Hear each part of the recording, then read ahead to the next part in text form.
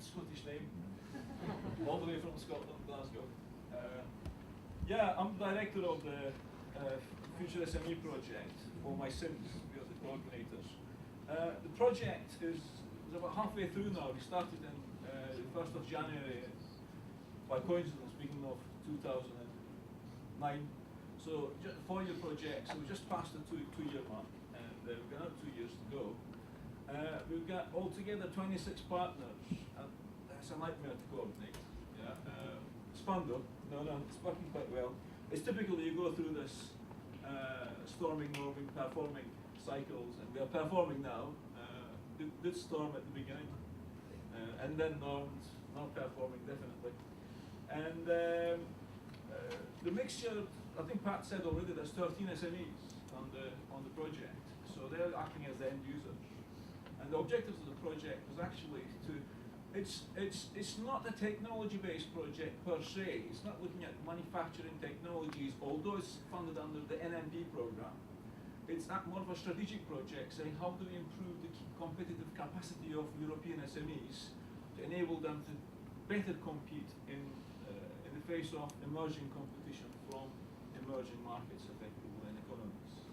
So it's about developing the competitive capability of manufacturing SMEs in Europe.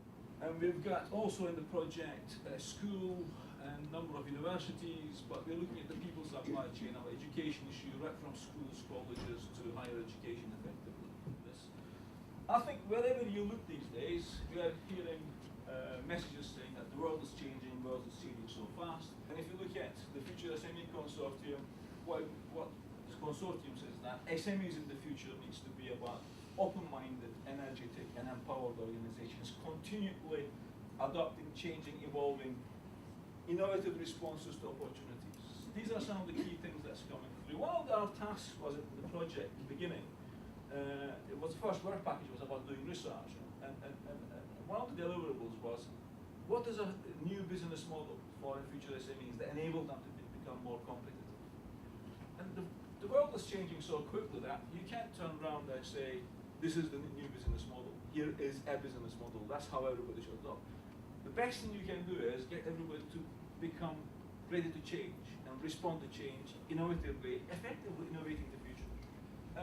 Pharmaceutical organizations like pharmacy, Novartis, Glaxo, who've got lots of SMEs in their supply chain, but they've got a vision for that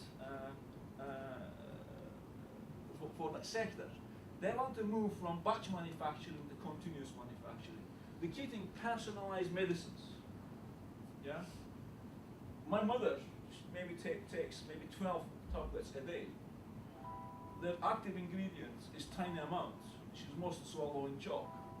But the whole thing is that can they make a particular tablet for Bitici, Mrs. Bitici, that she can take 1 tablet a day and gives all the active ingredients, and they will make another one for the next person. That's not possible at the moment, but with continuous manufacturing, there's a 20-year vision, but that's what they're aiming at. So they just invested in a centre of 5 million in UK to actually develop that continuous manufacturing capability. If you look at some of what was rapid prototyping, which is very quickly becoming rapid manufacturing capability, it's going to change the shape of supply chains. This is going to change the shape of supply chains when you start moving to high variety, low volume, personalized medicines. This is where you're actually producing fairly complex assemblies in one single manufacturing operation. That clip comes out of the 3D printer as it's got a number of parts on it. It's got one the body, the pin inside, the spring, and the buckle at the end. So it's got at least 4 parts on it. It's come as a one-piece assembly. Don't need to assemble it. So it changes the manufacturing process, the supply chain, actually point of sale manufacture. Just imagine the situation where they go to buy something like this and say, what size, what color do you want? And they just print it out for you to your specifications at the point of sale. There's also some conceptual innovations taking place in this space. Just a couple of videos. One of them is the exploring the power of the crowd. What is crowdsourcing? Let's start right from the beginning.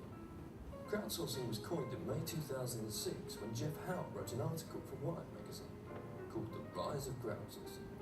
Since then, Jeff has become the king of crowdsourcing. His definition? Crowdsourcing is the act of taking a job traditionally performed by a designated employee and outsourcing it to an undefined, generally large group of people in the form of an open call. Whilst this may sound confusing, it's not. Wikipedia is one of the earliest examples of crowdsourcing, although through its own success, its accuracy often comes into question. Apparently, David Beckham was a Chinese goalkeeper in the 18th century, and Richard Gere appears on the back of the Australian $10 note, dressed as a woman. X Factor is another example. The contestants and the scripted misfits and oddballs on the show are the crowd, and the panel of makeup and high-waist trousers that are the judges manage the crowd. Again, this form of crowdsourcing might fail. Can it last over time, given only one singer makes it? So what's the trick to nailing crowdsourcing? It's probably managed, focused crowds. Here's an example. Say hi to Zach. Zach's a freelancer and digs the freedom it gives him. But sometimes poor Zach doesn't get taken seriously enough by some of the bigger, swankier clients who end up giving loads of cash to corporate companies like Water here. Just because he's bigger. Poor Zach. He knows he could do a better job, but needs a way of getting noticed. Then, Zach had a great idea. An idea so neat he knew would change the world of freelancing forever. In essence, Zach's idea was pretty simple. 1. Build and unify a crowd of TikTok freelancers. 2. Give them a web platform. 3. Manage and market the crowd. 4. Take on Goliath. So now Zach and his co-freelancer buddies are managing the crowd, and they can finally take on big old Water over there. In fact, as you can see, Zach and Co are quicker, more diverse and cheaper than Water, which equals more happy clients. But Water's now struggling to keep up with Zach. Water's got huge overhead, so he keeps getting bogged down, whilst Zach and Co can grow and grow and grow. In fact, they could become the largest group of managed freelancers in the world, so sinking Water. Well done, Zach. You can take a bow, because you've not only freed the freelancers and made them richer, but you've also made more smiling clients. Oh, and slayed another Goliath. So we are seeing examples of this. Apple's apps is probably one of the best examples of crowdsourcing. Anybody can create an app and upload it there and you free or charge $100 for it. It's up to you, how you want to. But companies are starting to use this. I'm working with, for example, Xelex Galileo, who started taking this crowdsourcing concept the big, large defense companies. We need to internally crowdsource to start with, engage all the brain power we've got. Yeah, they're a big R&D, they're a technology-based company, we've got PhDs. We need to actually engage all these people, not just on technology development, but about how we actually innovate in the future, how we compete in the future, and so on.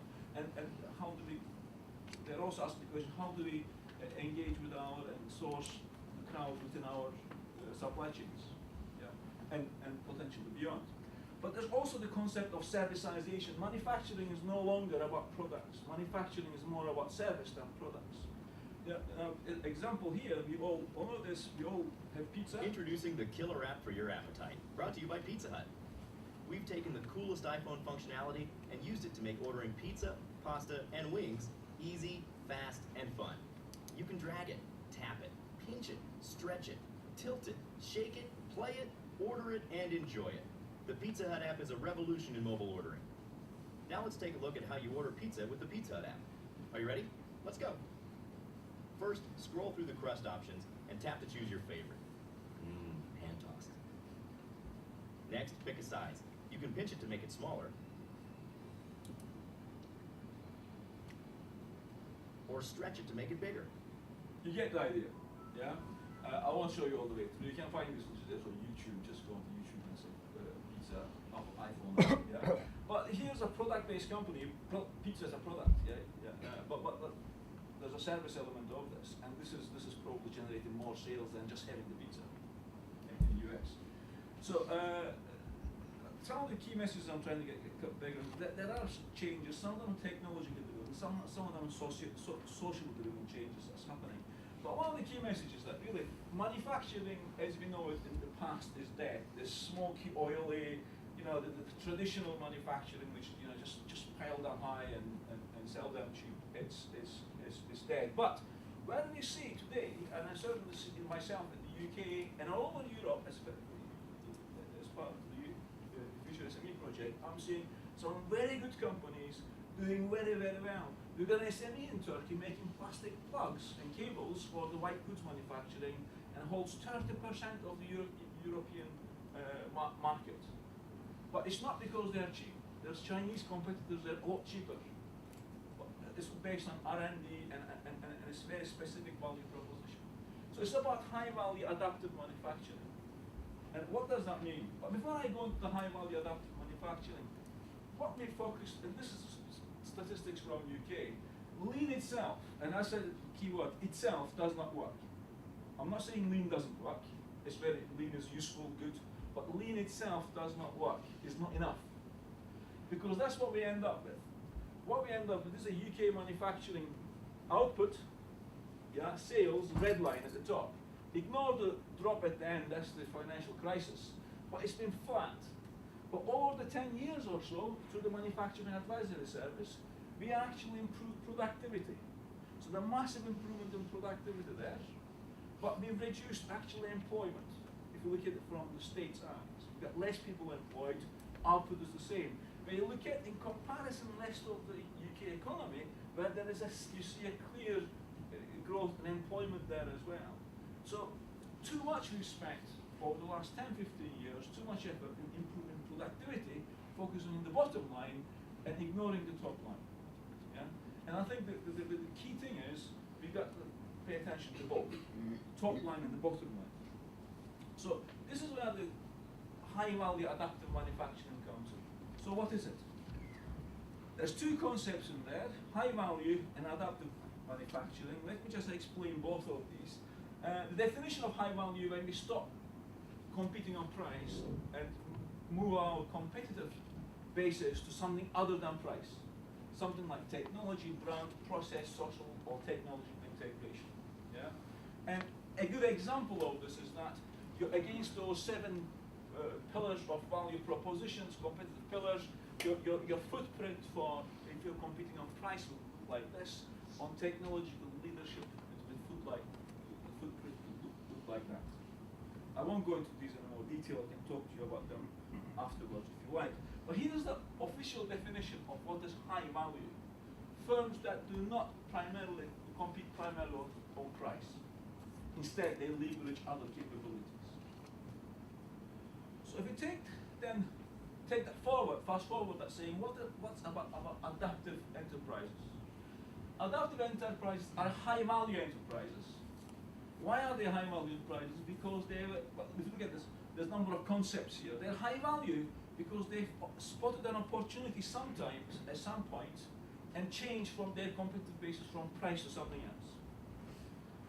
They are strategically focused. The key thing is that to have a compelling high value strategic value proposition and actually then organizing your operations to deliver that like a clockwork. And when I say operations, it's not just the operations within the firm, but the entire supply chain, partners and all that.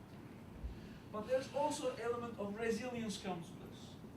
This is where we have to accept the fact that the world around us is changing so fast that we're not going to see everything coming towards us. But a lot of things we can see, and if you're resilient, we can see and dodge. If you're adaptive, we can see and dodge. But certain things are going to come on, hit us. When they hit us, we need to be resilient enough to be able to survive that blow, so that we can respond and change our business model. But fundamentally, it's about transformation, but it's not just incremental changes. Yeah? It's not about fiddling with a process to make it perform better. Yes, that's important, but it's about transforming the business model, the profit formula, the value proposition, the competitive basis of the business. So it's more than just agility. Now, if you put all those together, before I go to I've lost my place in slides. Here's some examples of some adaptive companies.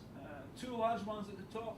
ICI transformed from Novel's explosive, transformed from manufacturing basic sticks of dynamite to providing a rock on the ground service. What they were doing was they were selling dynamite to couriers who blew mountains or hillsides to provide rock on the ground, put into munching machines to make gravel for roads. They say, well, forget all that, we'll give you the rock on the ground. Yeah? Manufacturing to service. Profit formula changed. Rolls-Royce, profit formula changed. They make engines. They don't sell them anymore. They sell you power by the hour. You pay Rolls-Royce for every hour you fly. Island Spring, there's a case study on this, published. There were a small 12 million unknown, insignificant bottled water business in Scotland. Now they are 100 million, largest and fastest growing, biggest brand in the UK. Moved from low cost to premium to really brand leadership.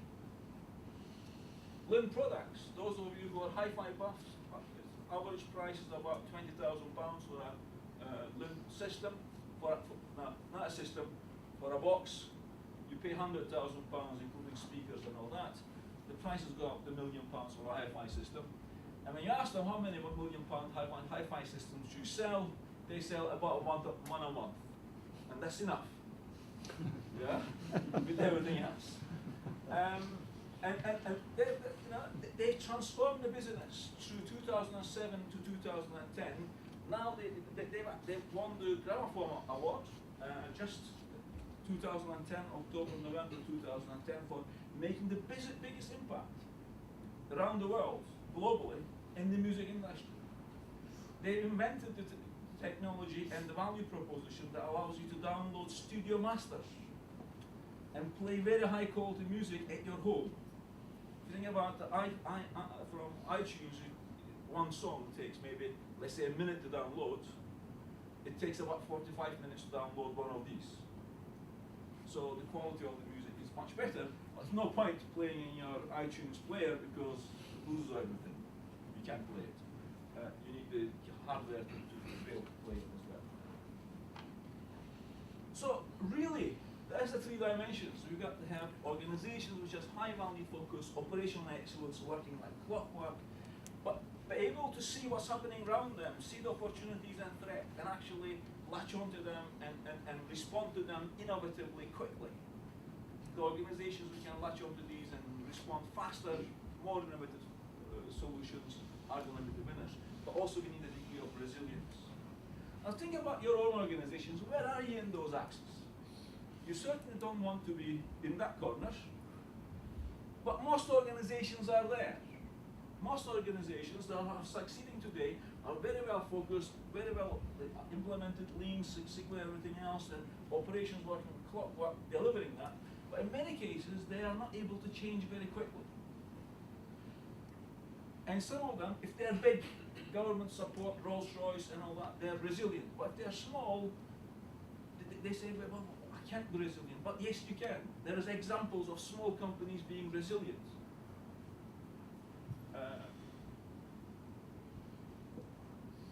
So that's where we want to be.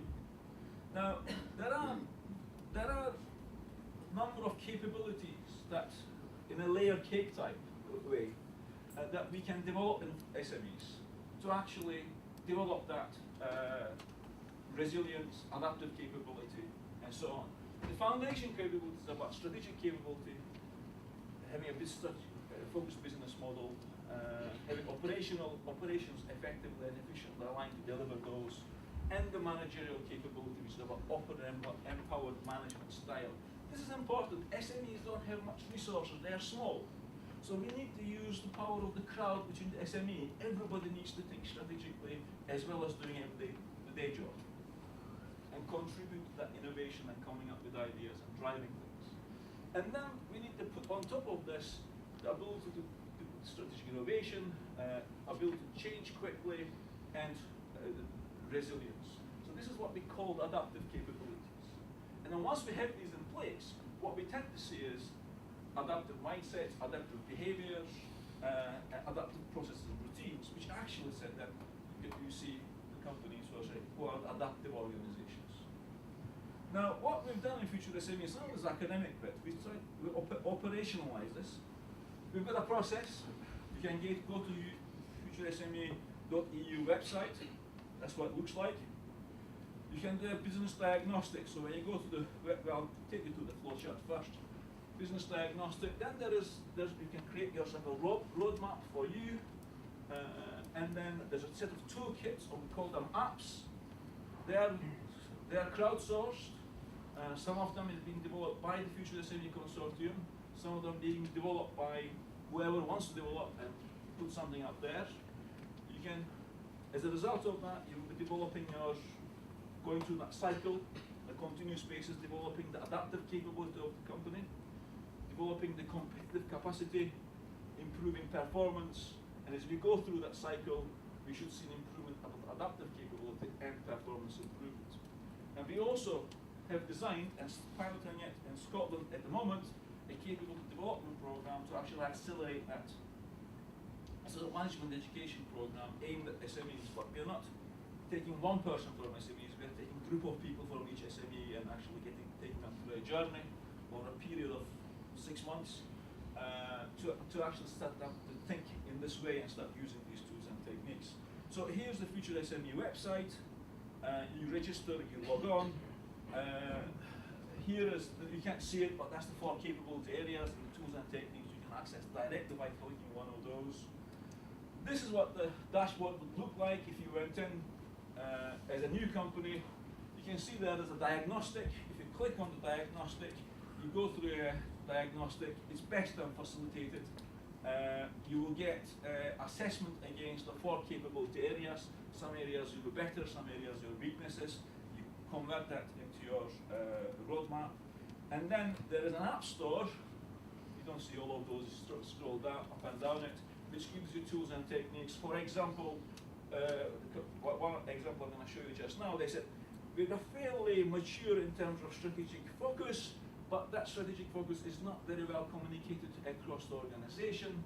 And the report from the diagnostic will say, you should look at this particular application. You'll find that using that application or that toolkit will help you to overcome that weakness.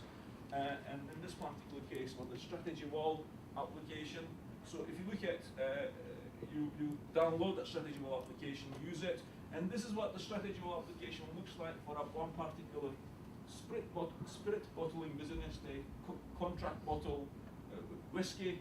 What this is that at the center, there you see what the core value proposition of the business is: reputation for hassle-free service that delivers a quality product on time, every time.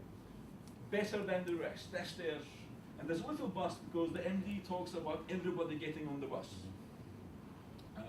This is there. Every time you do the strategy wall, it looks different. The main concept is the same, but everybody starts personalizing it, and that's the key to success of this. The whole idea behind this is that this sits on the shop floor somewhere, on the office public place, where you have weekly management meetings, staff briefings, monthly management meetings in front of it. Because what you have is, you have bits of it which says, for example, up here, so what's the gossip? It's again, this is the company's words. They want to know what's going on. If somebody is having a drink in the pub with their mate, and they hear that competitor, Catherine, is up for sale, they want to put it up there, because that's got an implication in the business. Yeah, I don't know what the Ben Nevis opportunities are, I can't remember now. Yeah, and then you have strengths, weakness, opportunities here. Their competitive position at the moment, the middle ticks there, as good as average against certain KPIs. They're in one area, they're a lot better than competitors, but there's some weaknesses there.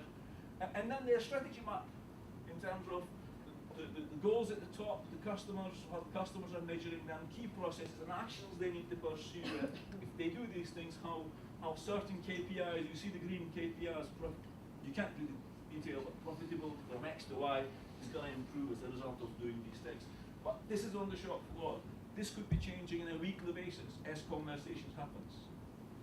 That is the whole objective behind this. So hopefully what I've done is I can give you a very canned explanation of what Future SME project did. What it's trying to do is try to create this adaptive capability in Future SMEs through a set of tools and techniques. There's one of the big elements of that is the diagnostic. And if you want to participate in Future SME, again, we are an open consortium. Any SME wants to participate and play with us, welcome.